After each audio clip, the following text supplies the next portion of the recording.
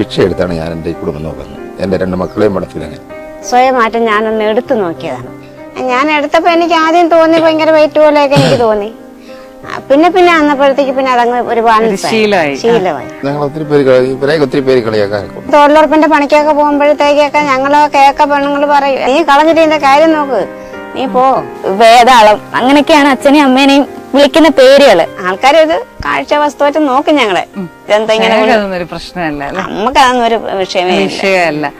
എനിക്ക് ഇവരെ ദരിദ്രന്നൊക്കെ പറഞ്ഞപ്പോൾ വീട്ടിൽ വന്ന് എനിക്ക് ഭയങ്കര വിഷമമുണ്ടായിരുന്നു. ഒരു കാല് വയ്യാത്ത ഒരാളായിരിക്കാം, അതല്ലെങ്കിൽ ഒരു പൊട്ടക്കണ്ണനായാലും ആ ആളിന്റെ കൂടെ നമ്മൾ ജീവിക്കാൻ ഇറങ്ങി കഴിഞ്ഞാൽ മരിക്കുന്ന കാലം വരെ നമുക്ക് നാഴിയേരി ആ ആള് കഷ്ടപ്പെട്ടുകൊണ്ട് തരും. ഈ പ്രണയം എന്താണ്, അല്ലെങ്കിൽ സ്നേഹത്തിന്റെ ഡെഫിനിഷൻ എന്താണെന്നൊക്കെ തപ്പി നടക്കുന്ന ഒത്തിരി ആൾക്കാരുണ്ട്. അങ്ങനെയുള്ള ആളുകൾ ഉണ്ടെങ്കിൽ അവർക്ക് മുമ്പിൽ യഥാർത്ഥ സ്നേഹം എന്താണെന്ന് കാണിച്ചു തരാൻ വേണ്ടിയിട്ടാണ് പുനലൂര് കരൂര് മുരുകൻ ചേട്ടന്റെയും അതുപോലെ ശാന്തി ചേച്ചിയുടെയും വീട്ടിലേക്ക് നമ്മൾ എത്തിയിട്ടുള്ളത്.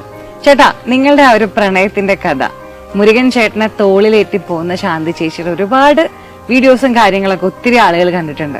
അപ്പൊ നിങ്ങൾ എങ്ങനെ കണ്ടുമുട്ടി, എങ്ങനെ സ്നേഹിച്ചു, ആ ഒരു കഥയൊന്ന് പറയാൻ പറ്റുമോ? ഞങ്ങള് സ്നേഹിച്ചല്ല, ഞങ്ങളെ അപ്പുകൾ പോയി നേരിട്ട് പോയി ചോദിക്കുക ചെയ്തേ.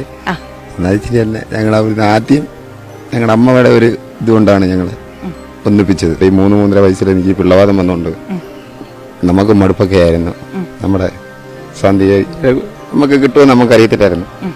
ഞങ്ങളുടെ അമ്മച്ചി ഞങ്ങളുടെ അടുത്ത് പറഞ്ഞ് ഞങ്ങളുടെ അമ്മയാണ് കൊണ്ടുപോയി കാണിക്കും, ഒരു രാത്രി കൊണ്ട് കാണിക്കുകയും പിറ്റേന്ന് എനിക്ക് വിവാഹം കഴിച്ചിരിക്കുകയും ചെയ്തത് ഞങ്ങളുടെ അമ്മയാണ്.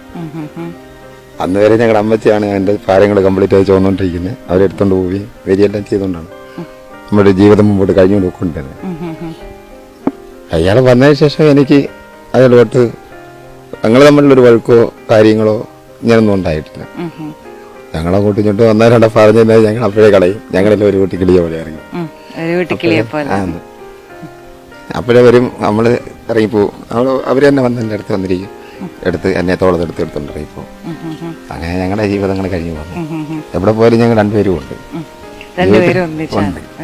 ഇപ്പൊ 34 വർഷമായി അല്ലെ? 34 വർഷമായിട്ട് നിങ്ങൾ വളരെ ഹാപ്പി ആയിട്ട് പോയിക്കൊണ്ടിരിക്കുകയാണ്. അപ്പോ ശാന്തി ചേച്ചിയുടെ നമുക്കറിയാം, എന്തൊക്കെ പറഞ്ഞാലും നമ്മുടെയൊക്കെ മനുഷ്യർ തമ്മിൽ പല പല വ്യത്യാസങ്ങൾ കണ്ടുപിടിക്കാൻ ശ്രമിക്കുന്ന ആൾക്കാർ വളരെ കൂടുതലുള്ള ഒരു കാലമാണ്. അപ്പൊ മുരുകൻ ചേട്ടന്റെ ഒരു പ്രൊപ്പോസൽ അല്ലെങ്കിൽ ഒരു കല്യാണാലോചന വീട്ടിൽ വന്നപ്പോ ചേച്ചിയുടെ വീട്ടിൽ ഒത്തിരി പേര് വിലക്ക് അങ്ങനെ എന്തെങ്കിലുമൊക്കെ ചെയ്തിരുന്നോ? ഞങ്ങളുടെ വീട്ടില് ഇവരമ്മ വന്ന് ചോദിച്ചപ്പോഴത്തേക്ക് എന്റെ ചേട്ടത്തിമാർ എനിക്ക് 4 പേരുണ്ട്. അത് 4 പേരും അടുത്തടുത്ത താമസിക്കുന്ന. അവര് 4 പേരും പറഞ്ഞു ഒക്കത്തില്ല, പിന്നെ അവൾക്ക് അവിടെ എന്റെ അന്നത്തെ രീതി അനുസരിച്ച് അവിടെ എന്നെ പോലെ ഒരാളിനെ ഇവിടെ കെട്ടിച്ചു വിടണമെന്ന് അവർക്ക് എല്ലാവർക്കും ആഗ്രഹമായിരുന്നു.